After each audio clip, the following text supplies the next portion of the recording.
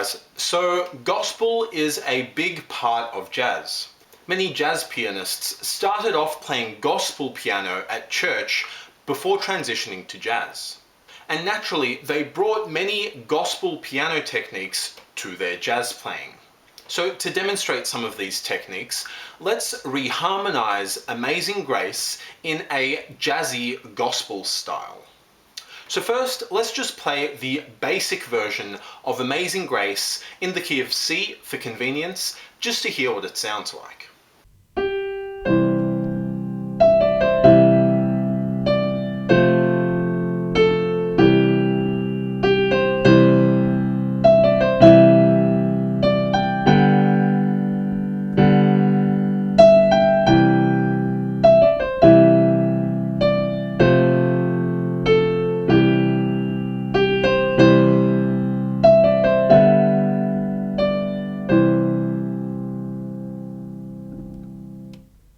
Right, so this is a nice simple chord progression.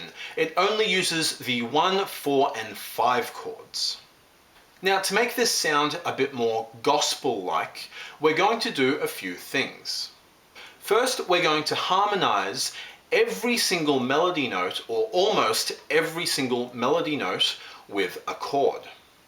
And we're going to use 3 or 4 note chords, so triads or 7th chords. And we're going to do this by picking appropriate chords and inversions such that we always have the melody at the top of the chord. Second, we will be playing all the chords in closed position, so all the notes of the chord will be within an octave range. Right? We're not going to be spreading out the chord, we're just going to be playing really tight, compact chords all within the range of an octave. Third, we're going to be using mostly parallel motion to move from chord to chord. That is, we're going to be moving all the notes of the chord, or all the voices of the chord, up and down together. So we won't have some voices moving up and some moving down. We want all the voices to move in the same direction, either up or down. Fourth, we're going to be using passing chords to harmonize the melody. And we're going to be using 2 types of passing chords specifically. The first is something called a couple, or an upper neighbor chord. Now, a couple are simply 2 chords that are next to each other, or that are a step away. They are neighboring chords. So for example, in the key of C major, so all the white notes, the chords C and D minor are a couple because they're right next to each other in the key. And the chords G and A minor are also a couple, right? Again, because they're neighbors. They're right next to each other. And notice also that the D minor is the upper neighbor of C. Similarly, the A minor is the upper neighbor of G. So if we have a melody over the C chord, we're largely going to try and harmonize that melody using either the C chord or its upper neighbor, or its couple, the D minor chord. And same again with the G chord. So when playing the melody, we will try alternating between these couple chords. So again, if we have a melody over the C chord, we'll be moving between the C and the D minor chords.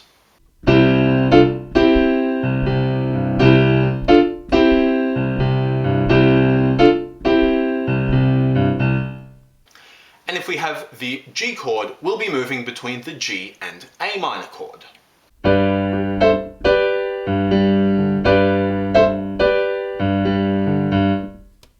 So now, by changing inversions of these couple chords, we could play something like this.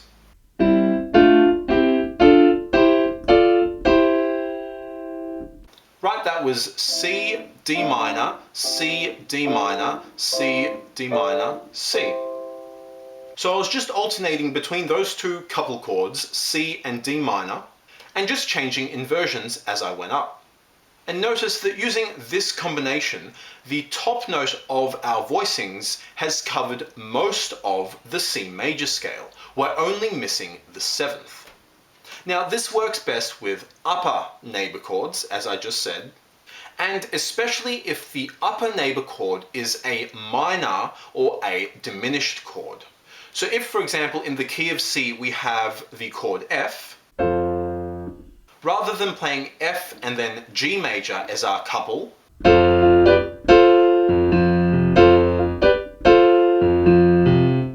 we prefer to play F and G minor,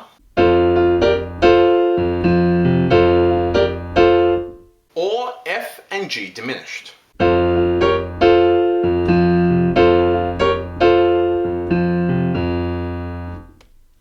Now we could also get the same effect by backcycling through the circle of fifths, so playing C, F, C instead of C, D minor, C.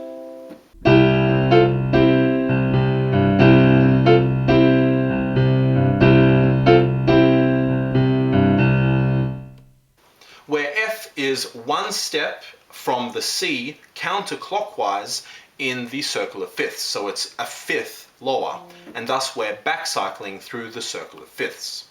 And of course, notice that there's only one note difference between the chord F and the chord D minor. And that's kind of the reason it works. They substitute for each other, they sound very similar, they share two of the same notes. Cool, and finally, in the left hand, we will use a simple bass line that largely emphasizes root notes and may occasionally hit thirds and fifths. Great, so now doing all of these things, we could get something that sounds like this.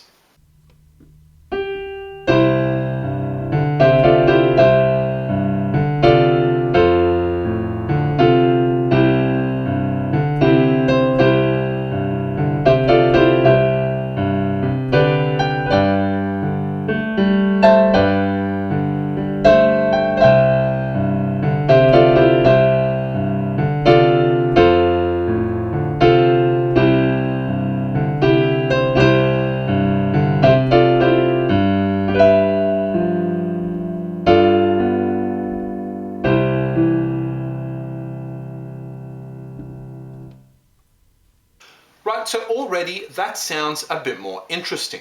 We're harmonizing every note with a chord, except for some pickup notes occasionally. And we've inserted a bit more movement into the chord progression by using these couple chords in closed position using parallel motion. So for example, just looking at the first couple of bars, we play the pickup G, and then the C chord an inversion higher, then D minor, C, back to C, D minor, F, F, C. Right, so the melody note is on top of each of those chords that I'm playing, and I'm just playing the written chord plus its couple chord, and then moving on to the next chord, and trying to fit in the melody in those chord voicings or inversions. Cool, so now let's take this idea a bit further and jazz it up a bit more. So instead of just using diatonic chords, that is, the chords in the key of C major, let's add in some chords from outside of the key. Let's add in some extensions and alterations to our chords. Primarily we might add a few sevenths and ninths. Let's add in some secondary dominants. Let's add in some diminished passing chords. And let's use some chord substitutions. But we still want this to sound quite gospel-y, so we will still adhere to the same rules as previously. We'll still continue using closed position chords, use parallel motions, and pick chords and inversions such that the melody is on top. And all of these techniques will still keep us true to the general gospel style, but still make it sound a little bit more jazzy. So doing this, we could create the following.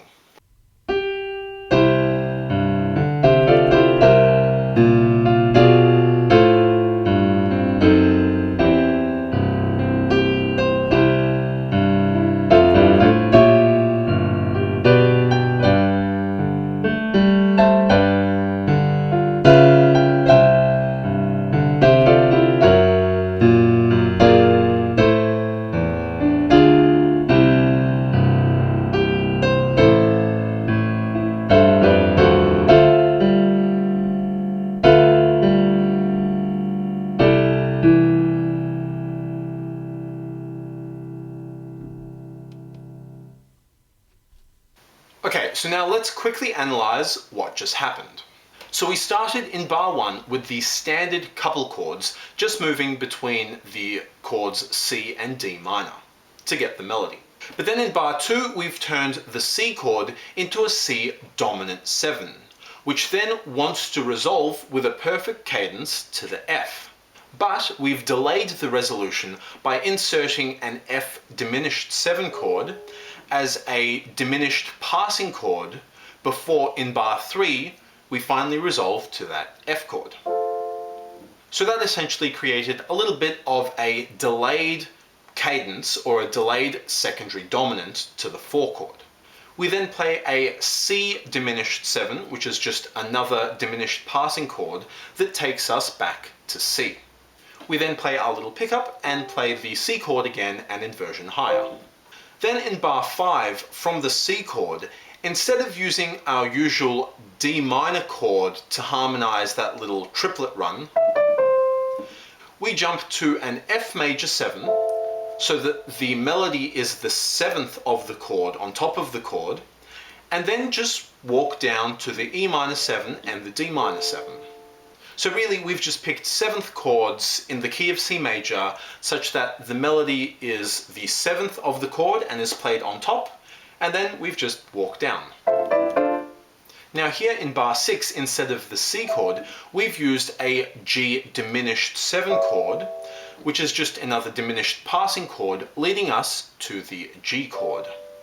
Then very simply we've just moved that G chord up an inversion to get the melody on the G, and added in its couple chord, the A minor triad, just to create a bit of movement as a bit of a passing chord.